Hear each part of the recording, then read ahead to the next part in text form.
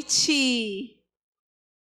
Que bom que você está aqui, que bom que você veio. Eu tenho certeza que não existe lugar melhor para você estar do que aqui. Não tem.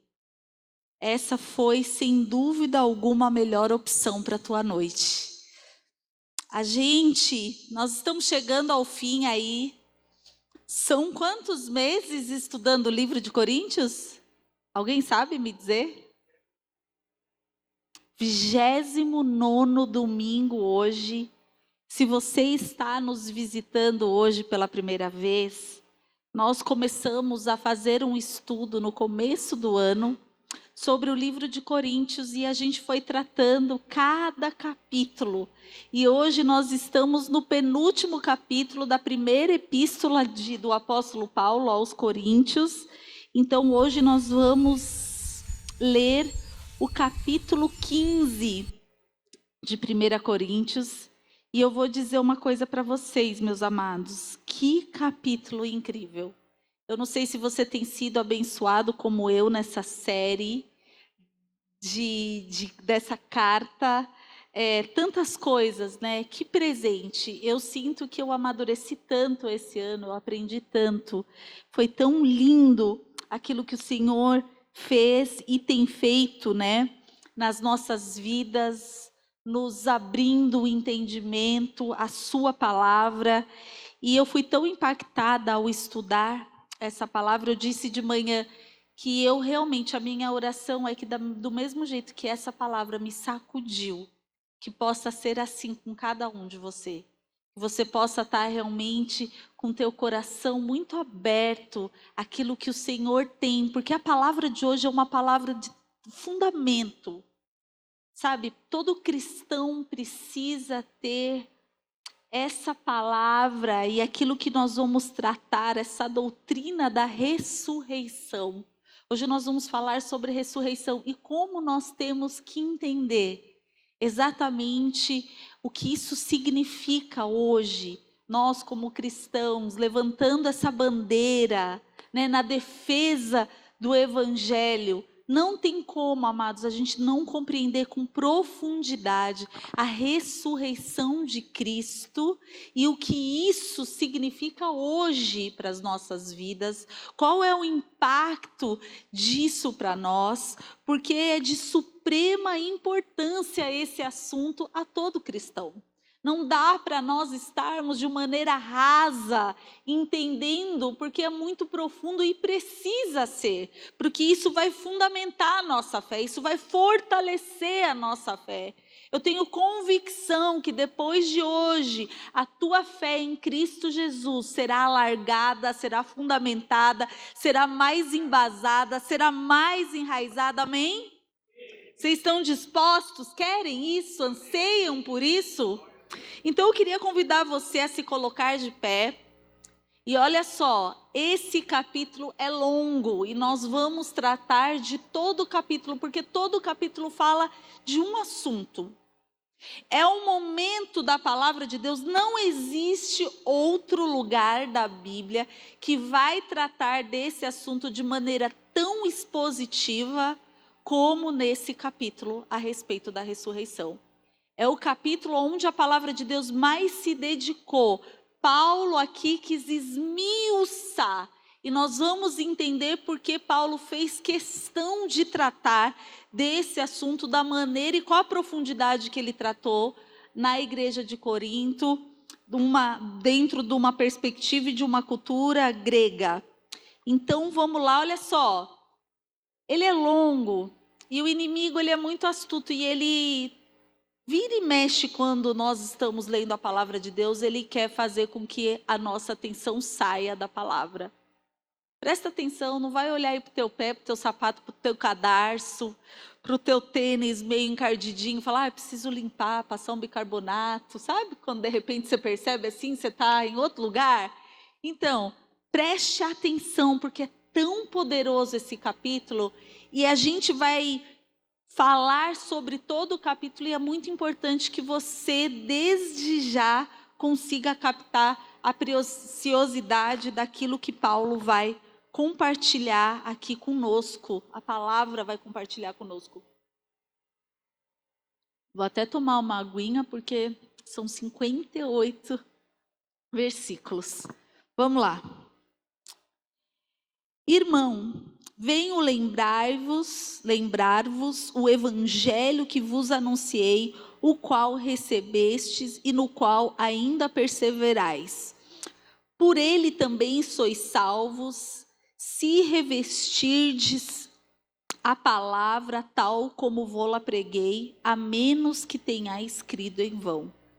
Antes de tudo vos entreguei o que também recebi, que Cristo morreu pelos nossos pecados, segundo as Escrituras, e que foi sepultado e ressuscitou ao terceiro dia, segundo as Escrituras. E apareceu a Cefas e depois aos 12. Depois foi visto por mais de 500 irmãos de uma só vez, dos quais a maioria sobrevive até agora, porém alguns já dormem.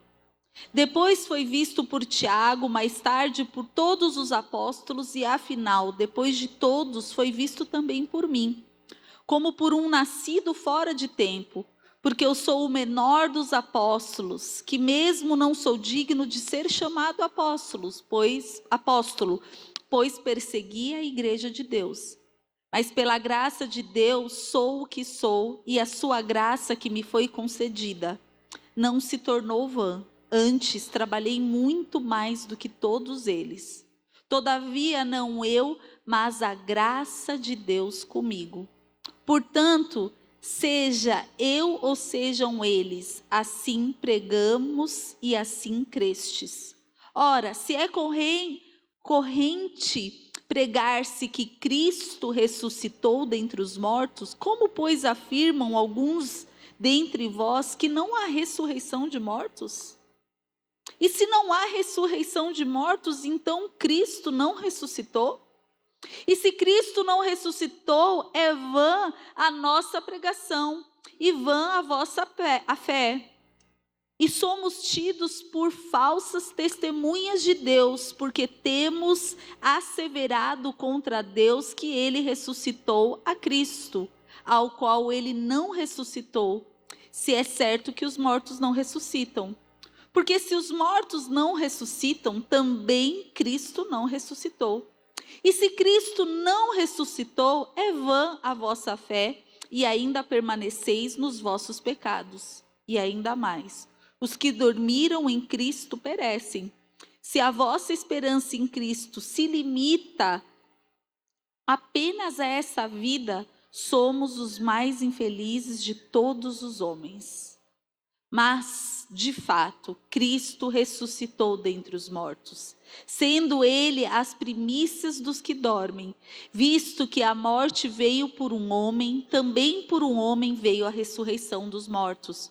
Porque assim como em Adão todos morreram, assim todos serão vivificados em Cristo.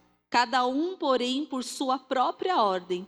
Cristo, as primícias, depois os que são de Cristo na sua vinda, e então virá o fim, quando ele entregar o reino ao Deus Pai, quando houver destruído todo o principado, bem como toda potestade e poder.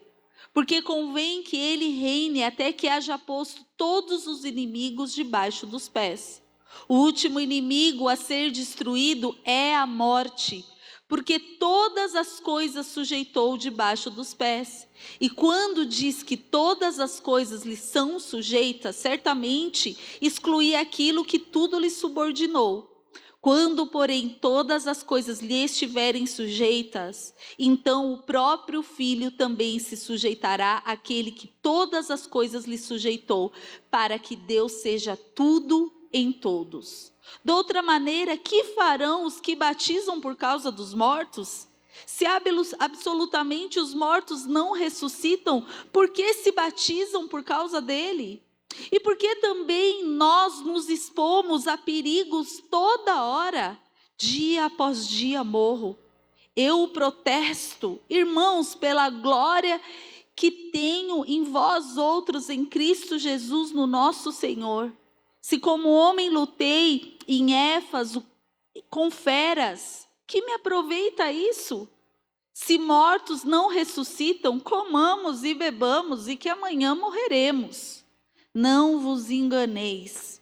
As más conversações corrompem os bons costumes. Tornai-vos a sobriedade, como é justo, e não pequeis, porque alguns ainda não têm conhecimento de Deus. E isto digo para vergonha vossa. Mas alguém dirá: como ressuscitam os mortos? Em que corpo vem? Insensato. O que semeais não nasce, se primeiro não morrer. E quando semeias, não semeias o corpo que há de ser, mas sim o simples grão, como de trigo ou de qualquer outra semente. Mas Deus lhe dá o corpo como lhe aprouve dar, e a cada uma das sementes o seu corpo apropriado.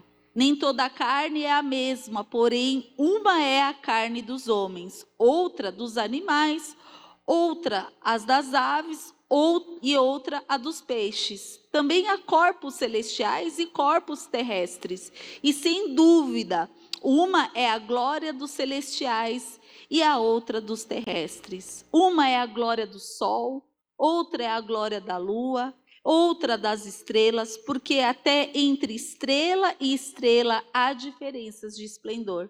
Pois assim também é a ressurreição dos mortos. Semeia-se o corpo na corrupção, ressuscita na incorrupção. Semeia-se em desonra, ressuscita em glória. Semeia-se em fraqueza, ressuscita em poder. Semeia-se corpo natural, ressuscita corpo espiritual. Se há corpo natural, também há corpo espiritual. Pois assim está escrito: o primeiro Adão foi feito alma vivente. O último Adão, porém, é espírito vivificante. Mas não é o primeiro o espiritual, e sim o natural. Depois o espiritual. O primeiro homem formado da terra é terreno, o segundo homem é do céu. Como foi o primeiro homem, o terreno, tais são também os demais homens terrenos. E como é o homem celestial, tais também os celestiais. E assim, como trouxemos a imagem do que é terreno, devemos trazer também a imagem do celestial. Isto afirmo, irmãos, que a carne e o sangue não podem herdar o reino de Deus, nem a corrupção herdar a incorrupção. Eis que vos digo um mistério: nem todos dormiremos, mas transformados seremos todos. Num momento, num abrir e fechar de olhos, ao ressoar da última trombeta, a trombeta soará, os mortos ressuscitarão incorruptíveis e nós seremos transformados, porque é necessário que este corpo corruptível se revista de incorruptibilidade e que o corpo mortal se revista de imortalidade. E quando este corpo corruptível se revestir de incorruptibilidade e o que é mortal se revestir de imortalidade, então se cumprirá a palavra que está escrita: tragada foi a morte pela vitória. Onde está a morte, a tua vitória? Onde está, ó morte, o teu aguilhão? O aguilhão da morte é o pecado, e a força do pecado é a lei. Graças a Deus que nos dá a vitória por intermédio do nosso Senhor Jesus Cristo. Portanto, meus amados irmãos, sede firmes, inabaláveis e sempre abundantes na obra do Senhor, sabendo que no Senhor o vosso trabalho não é vão. Amém. Que poderoso. Fecha os teus olhos, Pai amado, Pai querido. Louvado seja o teu nome, Senhor. Bendito seja o teu nome, Senhor Jesus. Obrigado pela tua obra maravilhosa, completa, eficaz. Obrigada, Senhor, pelo teu resgate. Obrigada, Jesus, pela tua entrega. Obrigada, Senhor, pelo teu poder. Tu és poderoso. Ensina-nos, Senhor. Fundamenta-nos, ó Deus. Ó Senhor, para que possamos, Pai, crescer em Ti. Para que o Senhor cresça em nós e que nós possamos diminuir, Senhor. Em nome de Jesus. Amém. Amém, amados. Pode sentar. Uau, que incrível esse versículo. Que lindo. Esse capítulo, quer dizer.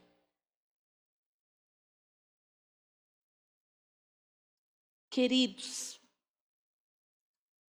falar da ressurreição de Cristo é falar de um fundamento muito importante, porque, amados, se a ressurreição não tivesse acontecido, nós não estaríamos aqui.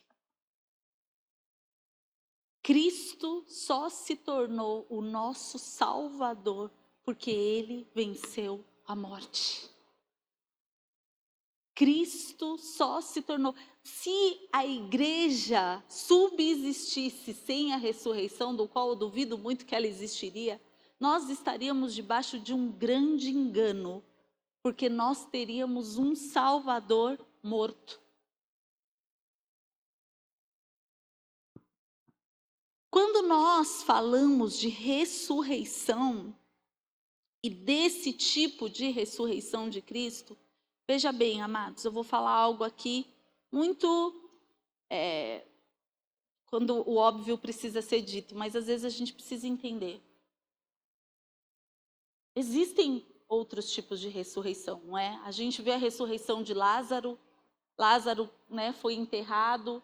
Jesus então chegou lá depois de dias e Lázaro ressuscitou. O profeta Elias ali com aquela mulher, o filho do profeta, ele orou pela vida do menino. Aquele episódio da menina também, que Jesus foi chamado e a menina ressuscitou. Isso é uma ressurreição de uma morte do corpo carnal, natural, e ressurge um corpo natural, volta à vida. É um tipo de ressuscitar. O que nós estamos falando aqui, e Jesus foi o primeiro, a primícia dessa ressuscitação, é exatamente ele ressuscitou em glória, em corpo glorificado. Não houve uma segunda morte. Jesus morreu entregando a vida dele por nós. E é muito importante porque tem 3 elementos fundamentais que são pilares da fé cristã. Primeiro, né? Cristo morreu por nossos pecados. Precisamos entender isso. E Paulo fala isso no versículo 4. Segundo, Paulo faz questão de dizer, e ele foi sepultado. Por quê que ele faz questão de dizer? Porque o sepultamento evidencia a morte. Ele morreu. Fundamental. Para que ele vença a morte. Ele passou pela morte. E terceiro, ele ressuscitou sobre os mortos. Eu não sei se você se lembra o dia que você fez a tua entrega a Cristo e você confessou como Senhor. E geralmente a condução que te leva a essa oração é dizer: eu confesso Jesus como Senhor e Salvador, crendo que Ele morreu e ao terceiro dia Ele ressuscitou. Faz parte da nossa confissão de fé que Cristo ressuscitou. Amém? Quando Paulo decide fazer essa pregação expositiva sobre a ressurreição para o povo ali de Corinto, a gente precisa sempre entender qual é o contexto cultural e as crenças daquele povo. Nós já ouvimos aqui algumas vezes que eles eram um povo que se cria muito no dualismo. O dualismo é assim: o homem carnal, a carne, esse corpo natural, ele não tem condições nenhuma de ter qualquer tipo de ligação com o espiritual. Então, tem-se o espírito e esse corpo aonde é degradado, não existe um compromisso de purificação, de santificação. Então, a vida deles era assim: nós vamos ter um momento de oferenda, de oferta aos deuses. Ali então teremos a oportunidade de expormos o nosso espírito aos espíritos, quer dizer, aos espíritos. E ali então é uma transe, é um momento espiritual. Nada se pode fazer com essa carne que é pecadora, que é depravada, então não existia um compromisso com a vida no cotidiano. Sabe, parecido? Não sei se você já percebeu isso hoje em dia, não é? Que as pessoas acham que ir na benzedeira e tomar um passe, e receber uma reza braba, e ali dar uma benzida, e bola para frente, vamos embora. Viver uma vida fragmentada. Então, existe a minha vida espiritual e existe a minha vida carnal. E Paulo, então, estava combatendo isso, dizendo: não é assim que as coisas funcionam. Não é por aí, não é dessa maneira. E esse capítulo, então, ele vai tratar do mesmo assunto, focando 3 pontos muito importantes. Do versículo 1 ao versículo 11, ele vai então falar da ressurreição no passado, como um fato histórico, a ressurreição de Cristo. Do versículo 12 ao 19, ele vai falar da ressurreição presente, como um artigo de fé para aqueles que estavam ali. Ele começa então a questionar e fazer perguntas para eles.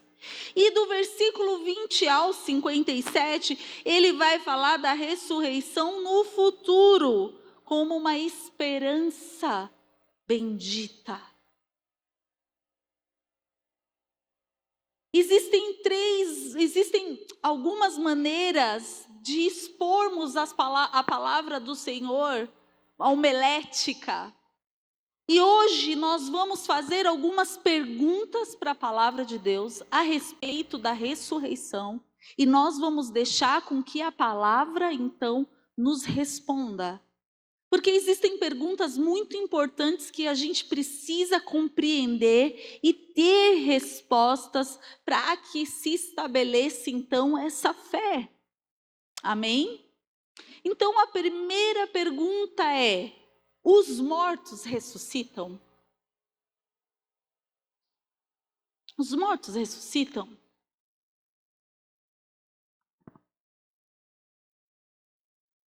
No versículo 1, ele já começa assim: irmãos, venho lembrar-vos o evangelho que vos anunciei, ao qual recebestes e no qual ainda perseverais.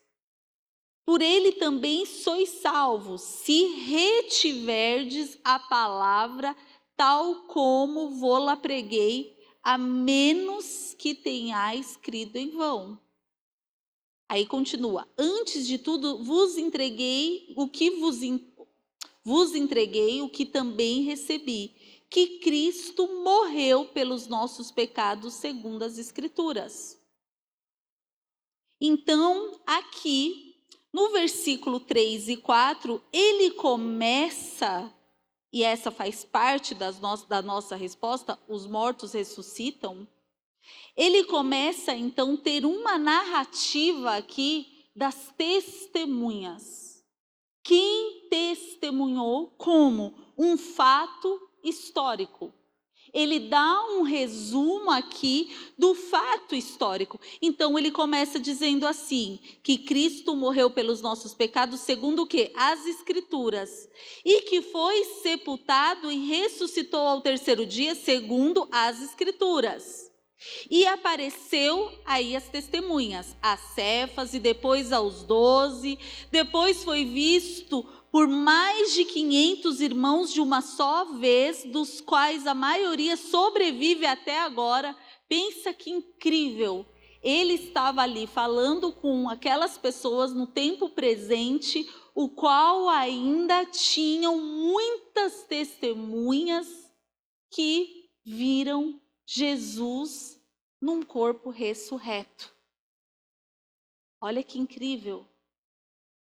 E é aí, dos quais a maioria sobrevive até agora, porém alguns já dormem. Depois foi visto por Tiago, mais tarde por todos os apóstolos. Amados, olha que incrível isso. Esse fato histórico, essas testemunhas, ela só não abalou de maneira histórica a ressurreição, como ela mexeu na questão moral e existencial. Quando nós paramos para pensar, veja bem, eu não sei se você lembra disso, se você sabe disso, mas quando Jesus morreu, na sexta-feira, Cristo morre, os discípulos entraram numa grande confusão. Eles se abalaram, eles se intimidaram, eles se acovardaram, eles começaram a questionar, eles ficaram se sentindo perdidos. Pensaram em voltar a fazer aquilo que outrora eles faziam como ofício. Aqueles que um dia tinham largado tudo sem pensar e seguiram o mestre. De repente eles falaram, acabou, ele morreu. E uma das maiores evidências existencial, uma das maiores evidências de que Cristo ressuscitou, foi a transformação e o efeito que fez na vida dos apóstolos. Porque a partir do momento que os apóstolos se viram de frente a frente com o Cristo ressurreto, amados, esses homens se transformaram. Aqueles que se sentiam acovardados se tornaram os maiores mártires da história do cristianismo. Eles se depararam com Cristo poderoso, vencedor, aquele que dizia que iria fazer e como iria fazer, estava diante deles, em poder, em glória, com um corpo glorioso, capaz de atravessar paredes, capaz de estar aqui e sair daqui e estar em outro lugar. E que ao mesmo tempo, essa é uma notícia maravilhosa, ele comia. Não é muito bom saber que o corpo glorificado ainda come? Oh, delícia! E não engorda. Oh, glória! É um corpo perfeito, irmãos, perfeito e incorruptível. É um corpo que não se corrompe, vai dar para comer muito bem. E eu fico imaginando os manjares do céu. Oh, meu Pai, deve ser assim uma loucura. Agora então esses homens corajosos, audaciosos, capazes de enfrentar de maneira tão destemida tudo e todos, irmãos. Não houve maior perseguição do que a igreja do primeiro século. E esses caras foram longe, não se importando se como iriam morrer, não se importando com essa carcaça, porque eles entenderam. Eles viram o que é essa realidade. de um corpo glorificado. Os mortos ressuscitam. A palavra diz, no versículos 20, mas de fato Cristo ressuscitou entre os mortos, sendo ele a primícia dos que dormem. A segunda pergunta, então, é possível crer na ressurreição de Cristo e negar a ressurreição dos mortos? Trabalhando então ali com eles, Paulo então percebe que para eles era tão inconcebível essa coisa de que um corpo iria ressuscitar. De que era mais fácil trabalhar, que é ok, aconteceu com Jesus, mas daí acontecer com todo mundo é outra questão.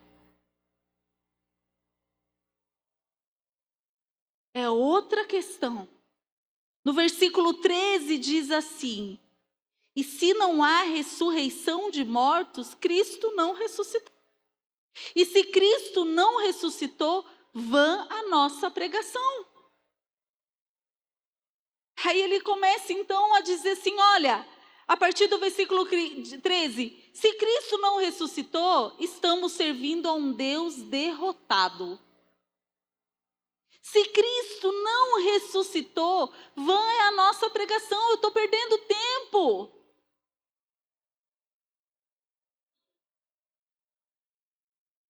Se Cristo não ressuscitou, vã é a nossa fé, a nossa crença, nós estamos crendo numa mentira. Se Cristo não ressuscitou, ele diz aqui no versículo 15, nós estamos dando falso testemunho de Deus. Nós estamos dizendo que Deus fez uma coisa que ele não fez.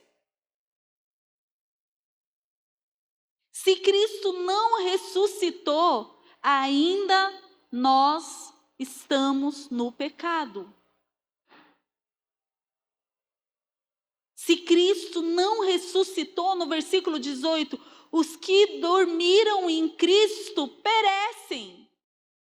Quer dizer, não há nenhuma esperança para aqueles que dormem em Cristo.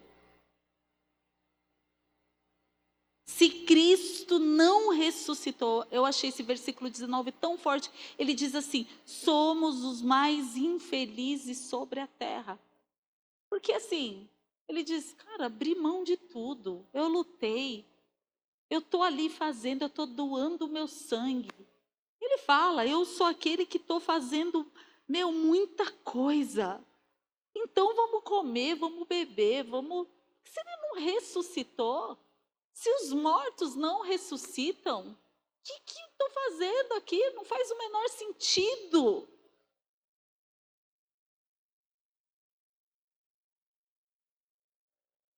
Mas não tem como, amados. Cristo ressuscitou e os mortos ressuscitarão.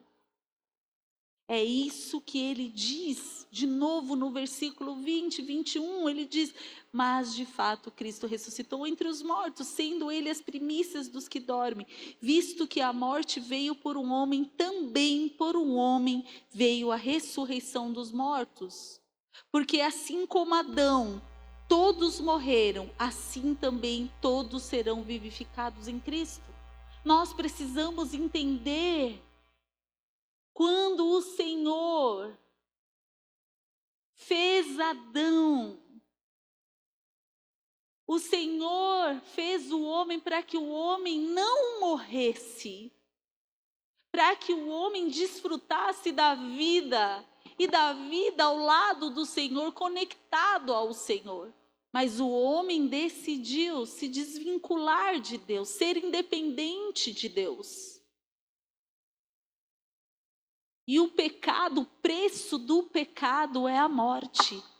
A partir da desobediência de Adão, a morte foi instalada.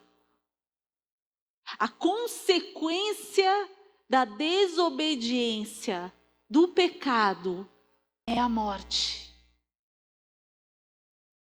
porque Cristo é o nosso resgatador, porque Cristo é o nosso salvador, porque Cristo é o nosso reconciliador, porque Ele é o segundo Adão enviado como o primeiro Adão, porém Ele resolveu obedecer fielmente ao Pai.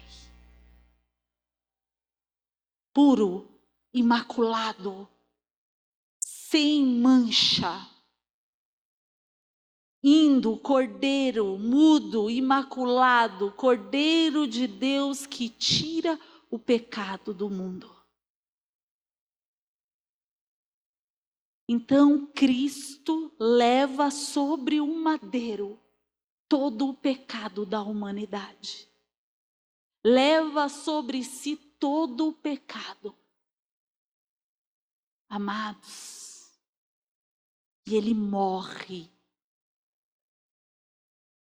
em favor, seu sangue vertido em favor de mim, de você.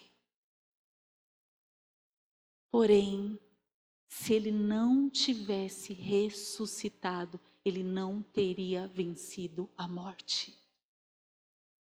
Ele venceu a morte foi derrotada pelo Cordeiro de Deus. A palavra de Deus diz que Ele morreu como um cordeiro, mas Ele voltará como um leão.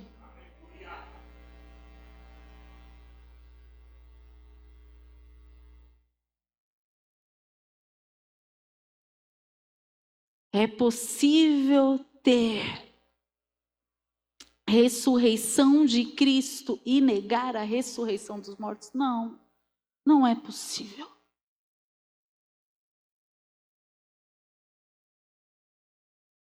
Do versículo 35 ao 50, então, nós vamos entender como os mortos, então, ressuscitam. Já que não é possível, e não é possível, porque a palavra nos diz isso, como então os mortos ressuscitam?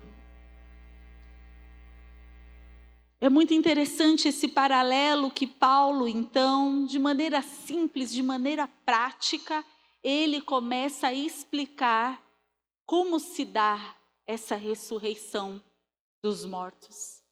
E ele então faz um paralelo com a semente. E ele diz no versículo 35, a partir do versículo 35, ele diz que então é necessário que essa semente morra. Eu não sei se você já parou para pensar nisso, mas é muito interessante imaginar que um sepultamento é uma semeadura. Eu não sei se você já parou para pensar que nós somos enterrados como uma semente. E é interessante porque, vamos falar a verdade, não há, nenhum tipo de concurso para a semente mais bonita que existe. Não é? O concurso sempre vai ser de uma flor, de uma planta ornamental. Sempre vai ser aquilo que vai nascer daquela semente. E o interessante é que Paulo aqui, de maneira muito linda, começa a explicar e ele diz assim, olha, simplificando aqui para vocês, nós não vamos plantar uma semente de manga e nascer um abacateiro. Nós vamos plantar uma semente de manga e vai nascer uma mangueira. Porém, a sua forma é muito diferente. A esplendor, a beleza. Então, Paulo aqui começa a explicar que a semente, ela é limitada. Começa a explicar que esse corpo terreno, terrestre, é um corpo que vai se debilitando, que vai se enfraquecendo, que vai esmurecendo, que vai ficando mais cansado, que tem debilidades, que tem problemas, que tem doenças, cheios de limitação. Amados, depois dos 40, então, a gente começa a perceber essas limitações assim. Ô Senhor, a gente sente. Olha, eu falei hoje de manhã, meu Deus, meu marido sempre foi um homem que sempre trabalhou e pegou e fez e carregou e peso. Continua. Mas hoje, quando chega no meio da tarde, amados, o bichinho já está se arriando, é diferente. Já está pedindo água. A gente tem a nossa oficina na garagem de casa que fica no subsolo. E aí, vocês sabem, a grande maioria sabe que ele é um marceneiro incrível. E ele fez e está fazendo quase todos os móveis da nossa casa. Esse feriado aí que aconteceu e o fim de semana, ele fez a entrada ali da casa que ficou a coisa mais linda. Mas, amados, cada madeirinha que ele media que tinha que cortar, tinha que descer aquelas escadas. E aí ele sobe, aí mede, aí está errado, aí desce, aí corta mais um pedacinho, aí vem e coloca. E cada madeirinha, era um monte de madeirinha, porque a gente vai reutilizando tudo que a gente tem. A gente fez um negócio lá incrível, acho que a gente não gastou R$30, porque foi tudo que tinha na garagem. E aí, só que cansa. Hoje mesmo à tarde ele falou, nossa, estou até agora com as minhas pernas cansadas das escadas. Porque é diferente, a gente vai sentindo de maneira diferente. A gente sente no corpo, não é? Eu me lembro, eu com meus 20 e poucos anos, meu Deus do céu, que pique, que vigor. Eu me considero ainda uma mulher que tem muito pique e vigor, mas é diferente, é diferente. Então a gente vai sentindo isso. E Paulo começa a falar assim, olha, esse corpo corruptível, ele é isso mesmo, mas um dia essa semente será plantada.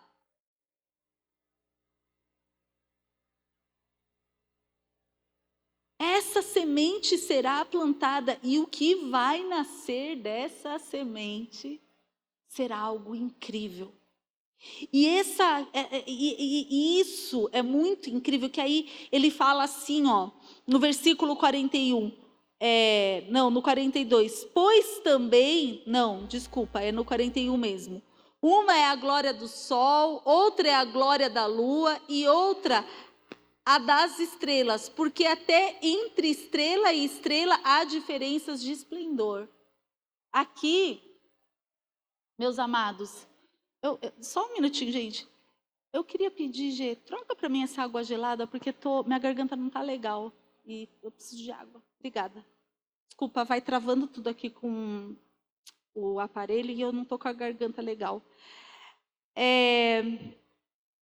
Então ele fala assim, há diferença entre estrela e estrela, há diferença de esplendor. Aqui, meus queridos, ele está falando do galardão. Aqui ele está falando que vai haver diferença nesse corpo glorificado. Aqui Paulo está dizendo, e nós sabemos disso porque a palavra vai tratar desse assunto, não é? A palavra vai tratar desse assunto dizendo e medindo como nós temos gastado os nossos dias aqui. E isso vai haver diferença. A quarta pergunta, que implicação tem a ressurreição dos mortos? Olha só, no versículo 29, ele vai tratar de uma coisa, ele vai perguntar um negócio que parece muito estranho. Ele fala assim, de outra maneira, que farão os que se batizam por causa dos mortos, se absolutamente os mortos não ressuscitam? Obrigada, Gê. Porque se batizam por causa deles e porque também nós nos expomos a perigos a toda hora. Não, eu só quero ficar aqui. Olha só, que loucura e que negócio mais controverso. Eles estavam no desespero, aqueles que tinham morrido e que não tinham conhecido a Cristo, eles estavam se batizando em nome daquelas pessoas. Uma coisa totalmente herégica. Mas Paulo fala assim: como é que vocês estão fazendo isso se vocês não creem na ressurreição? Não faz o menor sentido. Que farão os que se batizam por causa dos mortos, se absolutamente os mortos não ressuscitam? Por que se batizam por causa deles? Então aqui ele começa. Primeiro, que a gente sabe que não tem como você se batizar por uma pessoa morta. Segundo, que a gente sabe que batismo não está atrelado à salvação. Fato é, nós entendemos que o ladrão da cruz, Jesus diz que naquele mesmo dia ele estaria com Cristo no paraíso. Ele não se batizou. Entendemos que é uma ordenança, que nós temos que nos batizar, mas o batismo não está atrelado à salvação.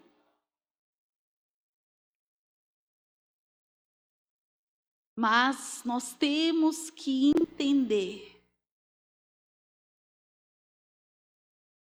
que essa segunda morte, e que essa morte, a implicação da ressurreição dessa morte. Ele diz, né, no versículo 32, 30 a 32, que ele continua: para quê? Para quê? Porque eu me cansei, porque eu lutei. Aí ele começa, né, a falar, mas aí ele para e fala assim, no versículo 33, preste atenção. Depois que ele questiona o comportamento deles, ele fala assim: não vos enganeis. As más conversações corrompem os bons costumes. Ele diz: ó, vocês estão tentando se convencer de uma coisa aí, amados, queridos, mas não vos engane. Tornai-vos a sobriedade como é justo, e não pequeis, e não pequeis. Crer na ressurreição está diretamente ligado à nossa conduta com a separação do pecado. Se nós entendemos que nós iremos ressuscitar, a gente vai prestar muito mais atenção de como estamos e o que estamos fazendo na nossa vida aqui. Porque, amados, vai existir sim uma prestação de contas. O que você tem feito vai implicar sim. A sua postura moral, ética, tem tudo a ver como isso irá ressoar na sua e na minha eternidade. Não tem como nós confessarmos uma verdade e vivermos de maneira contrária. A gente precisa entender que a morte nas nossas vidas passa a ter uma outra perspectiva. A morte já não é mais um quarto vazio, escuro, sem saída. Mas a morte é um quarto com uma janela. Ao abrirmos, iremos dar de cara com um justo juiz.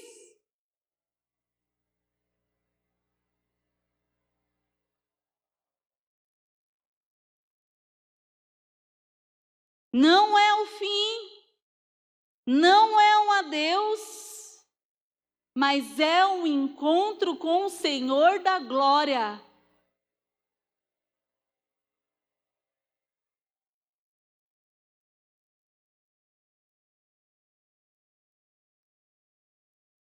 Quando os mortos irão ressuscitar, Versículo 23 diz: cada um, porém, por sua própria ordem, Cristo, as primícias, depois os que são de Cristo na sua vinda, e então virá o fim, quando ele entregar o reino ao Deus Pai, quando houver destruído todo o principado, bem como toda a potestade e poder.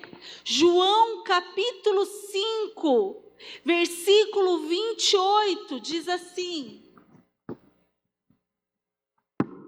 28 e 29, olha o que diz: não vos maravilheis disso, porque vem a hora em que todos os que se acham nos túmulos ouvirão a sua voz e sairão, e os que tiverem feito o bem para a ressurreição da vida, e os que tiverem praticado o mal para a ressurreição do juízo.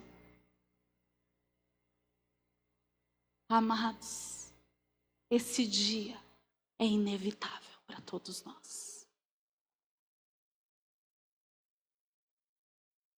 Ele vai chegar, mais cedo ou mais tarde. A vida passa muito rápida. E é aqui, é nessa vida, que a gente vai determinar como será a nossa eternidade. A chance de escolhermos é aqui, é agora. É hoje. Como estamos conduzindo a nossa vida? Porque um dia a trombeta vai soar. A trombeta vai soar. É muito incrível, porque ele fala dessa trombeta, ele fala dessa loucura toda. Aqui no versículo 50, ele fala sobre essa loucura que ele fala assim: eis que vos digo, 51, eis que vos digo um mistério, nem todos dormiremos, mas transformados seremos todos. Num momento, num abrir e fechar de olhos, ao ressoar da última trombeta, a trombeta soará, os mortos ressuscitarão incorruptíveis e nós seremos transformados. Ele está dizendo aqui então que alguns serão transformados da carcaça terrestre para a celestial num piscar de olhos, porque não passará pela morte. Que incrível! Eu quero muito. Né, Ana? Ana estava conversando comigo sobre isso essa semana. Mas de qualquer forma, meus amados, um piscar de olhos vai ser para qualquer um. A verdade é essa.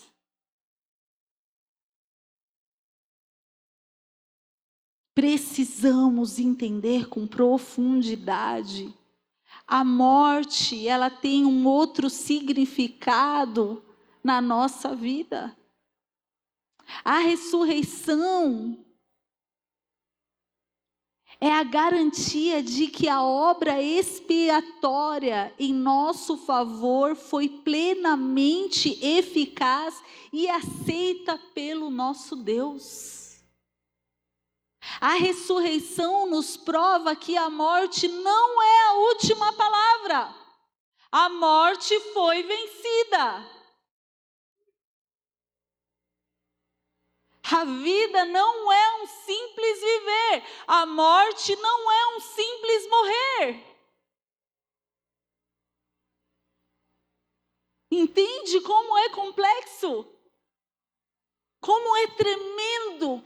É além dessa carcaça que vai ser semeada. Que tipo de fruto você quer ser na eternidade?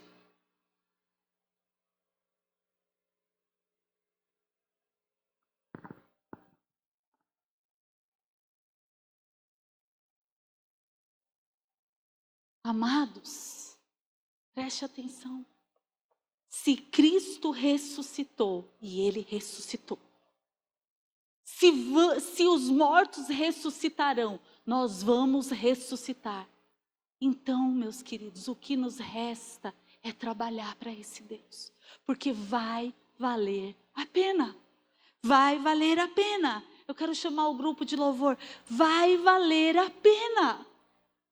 Todo esforço vai valer a pena. Toda dedicação, toda maneira como nós precisamos entender como tudo é espiritual, numa perspectiva de reino, de céus, de eternidade.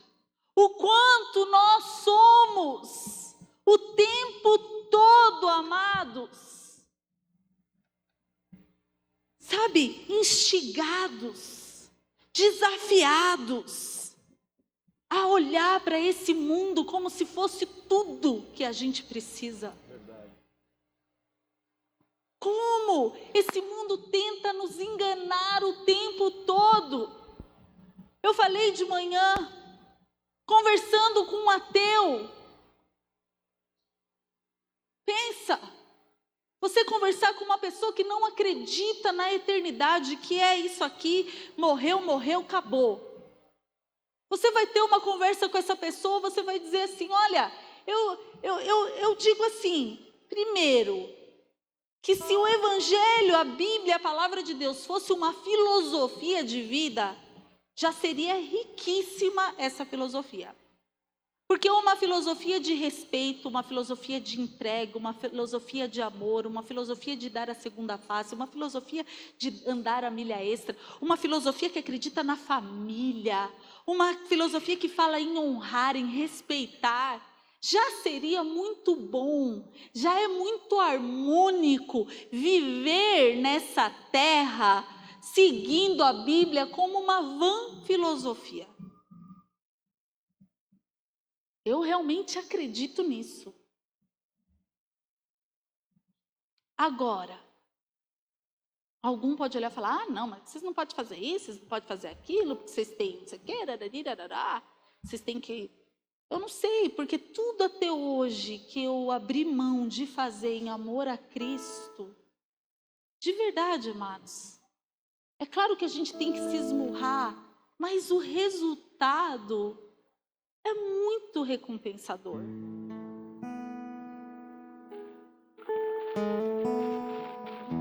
Mas eu posso chegar para ele e falar assim, tá bom, vem cá, mas deixa eu te dizer uma coisa. Se você tiver certo, eu tive uma vida boa. Eu fiz boas escolhas. Agora, e se eu tiver certa, o que vai ser de você?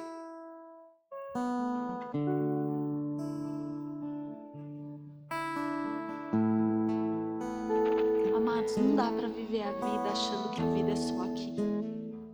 É isso que Paulo está dizendo. Porque não é.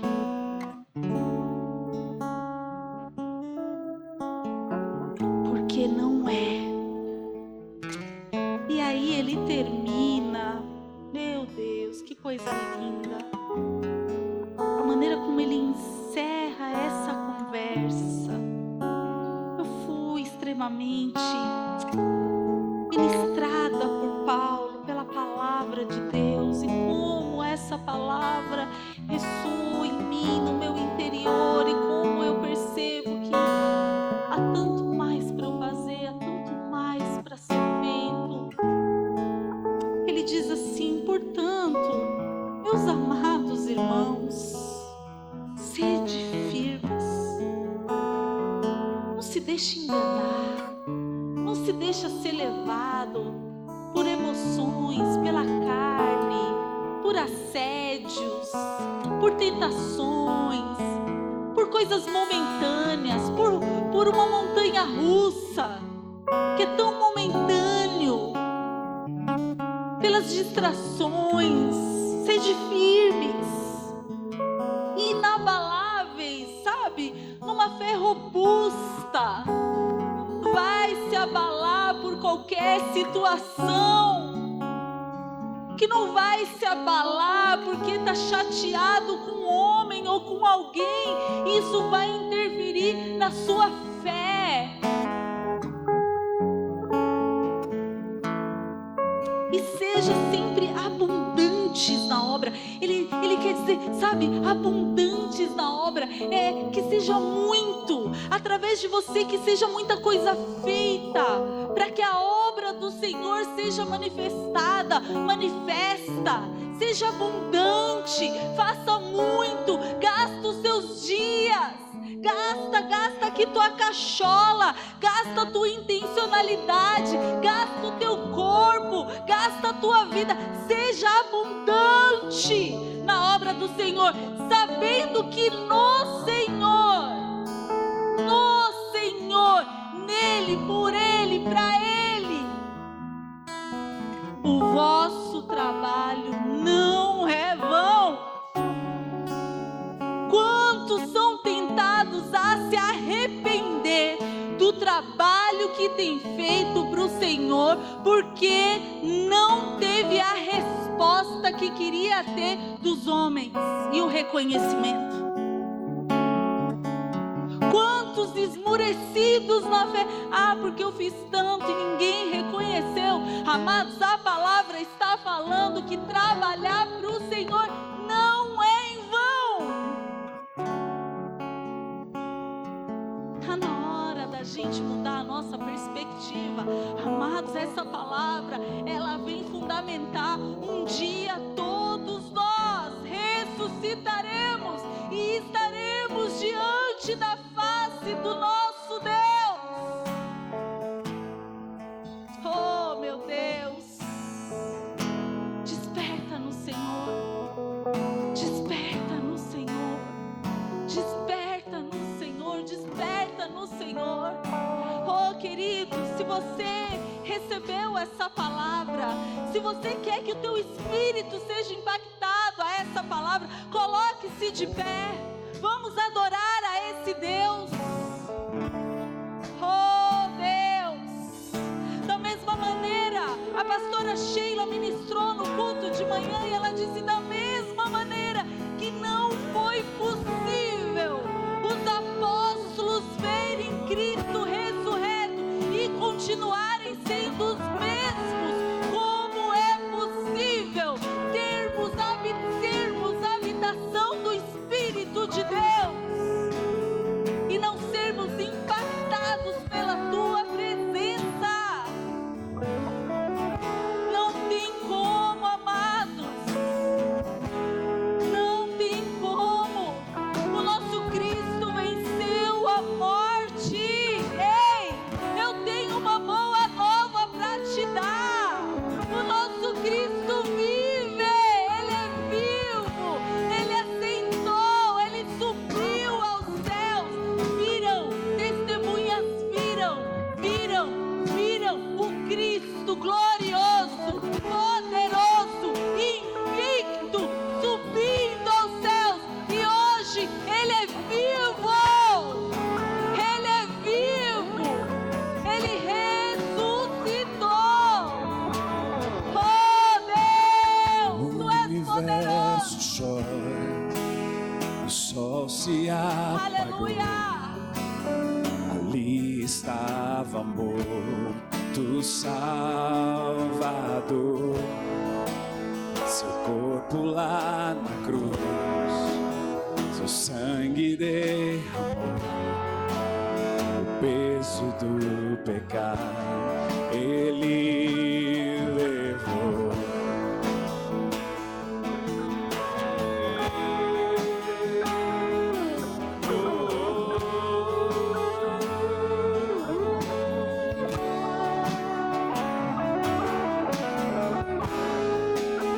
Deus Pai o abandonou, cessou o respirar, em trevas encontrou o Filho. A guerra começou, a morte enfrentou, todo o poder das trevas vencido foi. A terra estremeceu, sepulcro se abriu, e nada vencerá seu grande amor. Ó morte, onde está? Meu rei ressuscitou, e ele venceu para sempre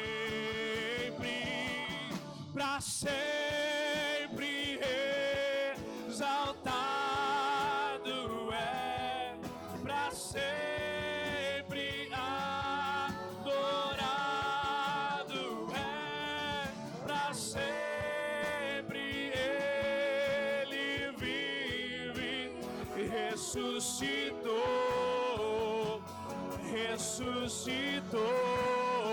a terra estremeceu. A terra estremeceu, imagine isso, o cruz se abriu e nada vencerá seu grande amor. Ó morte, onde está? Meu rei ressuscitou e ele venceu para sempre, para sempre exaltado é, para sempre adorado é, para sempre ele vive e ressuscitou,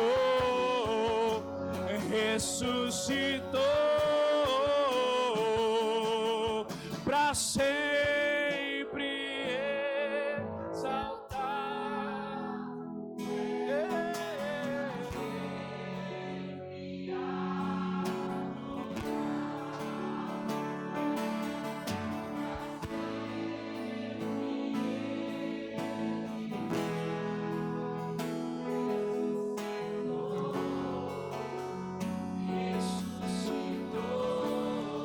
Mais uma vez, para sempre, para sempre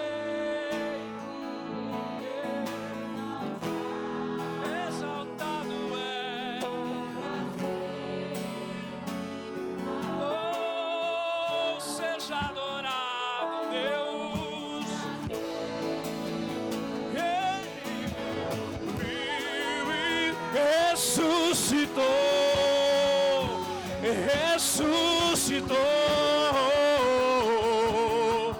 para sempre exaltado é, para sempre adorado é, para sempre ele vive e ressuscitou.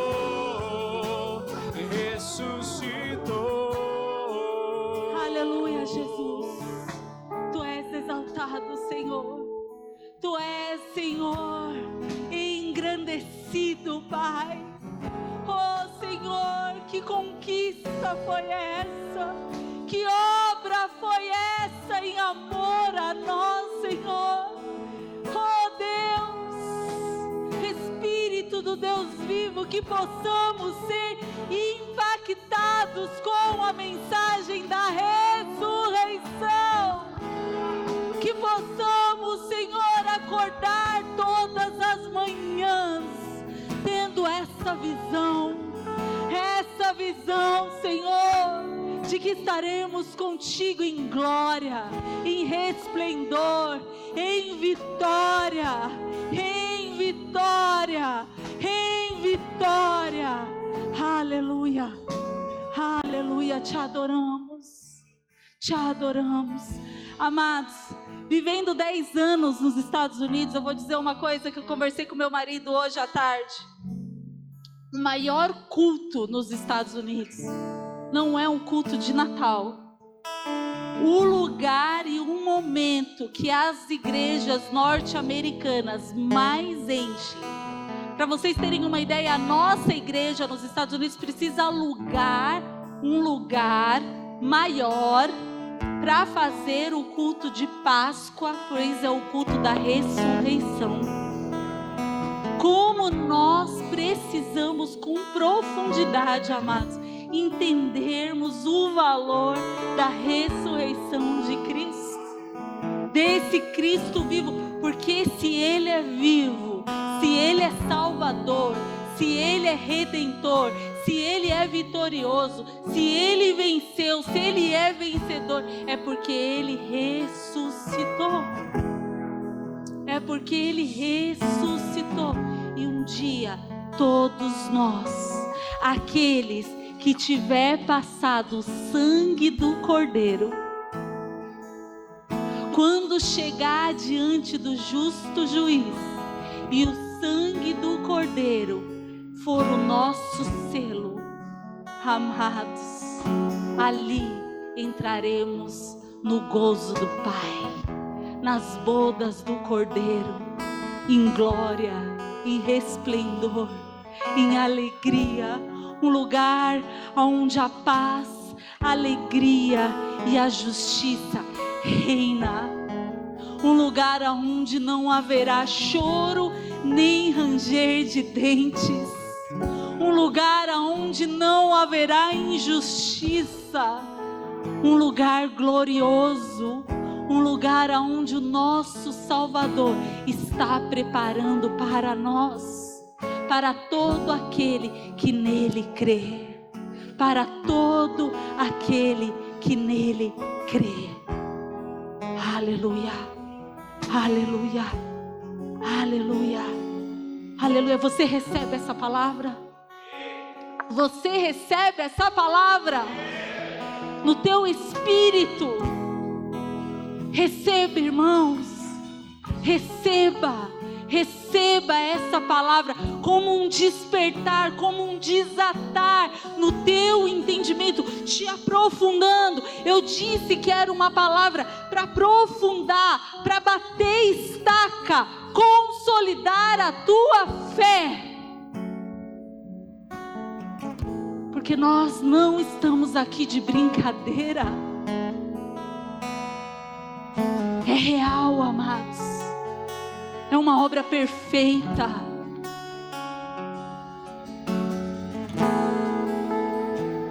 Amém? Aleluia. Te adoramos, Senhor. Obrigada, Deus. Obrigada por essa palavra, Senhor. Obrigada, Pai. Eu sinto, meus amados, que algumas pessoas foram tão mexidas com essa palavra. Essa palavra entrou no coração e no espírito de algumas pessoas. De manhã eu dei essa oportunidade e eu acho que eu preciso dar essa oportunidade para o culto da noite, já que é um culto só. Aqueles que sentem na sua alma, aqueles que perceberam que hoje uma chave virou e de que você realmente se viu até hoje de uma maneira tão superficial e que você quer ir mergulhar em águas mais profundas, de que você quer consolidar a tua vida na palavra de Deus, de que há um despertamento da parte do Espírito na tua vida e que você quer orar diante de Deus Pai, se apresentando diante dele, dizendo: Senhor, eu quero sim. Alguns aqui eu percebo que precisam renovar a sua aliança e o seu compromisso com o Senhor. Se você está se sentindo assim, vem aqui na frente, vamos fazer uma oração. De manhã muitas pessoas vieram, eu quero te encorajar, porque se você se intimidar a fazer essa oração, amados, então esquece, porque você vai ter que enfrentar muitas coisas para defender o Evangelho de maneira profunda. Se porventura tiver alguém aqui sentindo que precisa reafirmar a sua fé em Deus, essa palavra mexeu com você, se apresente aqui para que a gente ore. O Senhor vai receber esse teu movimento como uma atitude de fé. Amém, amém. Tem mais alguém aqui? Aproveita, queridos. Amém.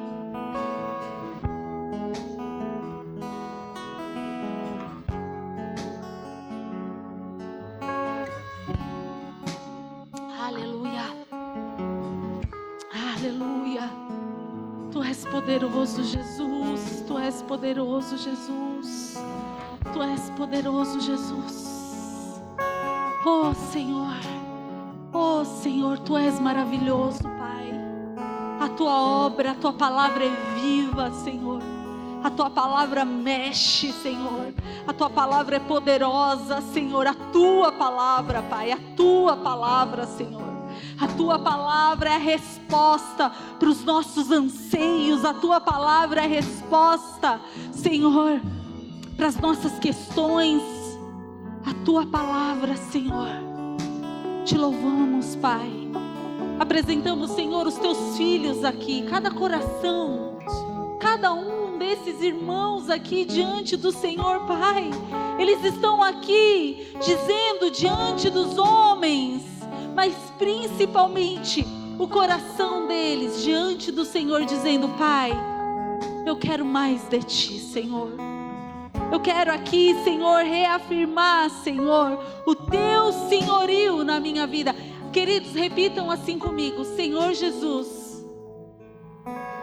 Repitam comigo: Senhor Jesus, nessa noite eu quero reafirmar o Teu senhorio na minha vida. Eu reconheço o Senhor como meu único e suficiente Salvador, crendo que o Senhor morreu levando e lavando os meus pecados e ressuscitou ao terceiro dia, fazendo validar a Tua obra na minha vida. Obrigado, Jesus.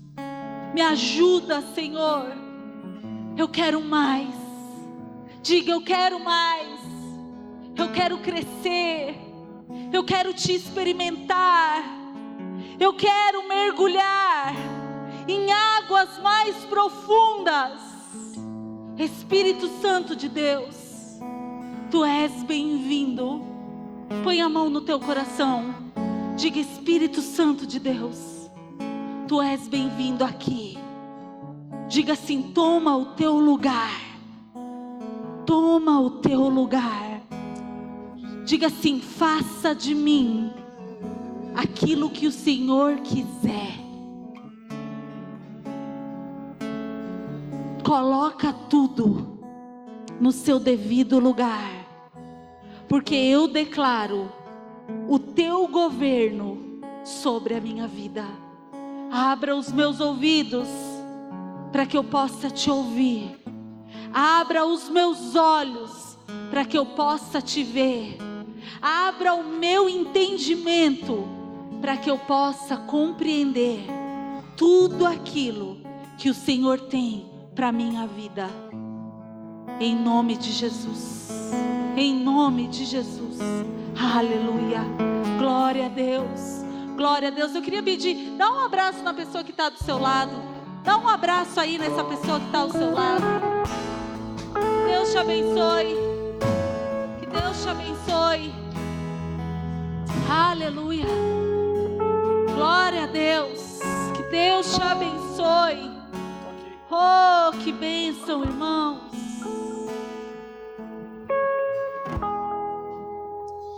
Amém, amém. Eu gostaria de, antes de nós orarmos para encerrarmos, reconhecer os professores que estão aqui nessa noite. Quem aqui é professor, seja no refuginho ou professor mesmo de inglês, de alguma matéria, em alguma escola? Levanta a mão, por gentileza. Sem querer constrangê-lo, rapidamente eu gostaria de pedir para que você viesse à frente e se virasse à igreja. Nós queremos honrá-lo e orar por você nessa noite, reconhecendo que você é parte fundamental nessa sociedade. Você é alguém que decidiu olhar além de si e fazer da sua vocação uma multiplicação para todos aqueles que estão debaixo do teu cuidado, né? Você como tutor, você como aquele que ensina, que leciona. Nós queremos reconhecer e honrar você. Foi a semana do professor, né? Tivemos aí, e nós gostaríamos então de orar por você. Vamos estender, igreja, as mãos a estes amados e orar a eles então, para que eles continuem recebendo da parte do Senhor uma porção especial, em nome de Jesus. Senhor, nós te agradecemos pela vida de cada um desses irmãos nossos que estão lecionando, que estão multiplicando os talentos do ensino em cada área, em cada ambiente onde eles estão inseridos.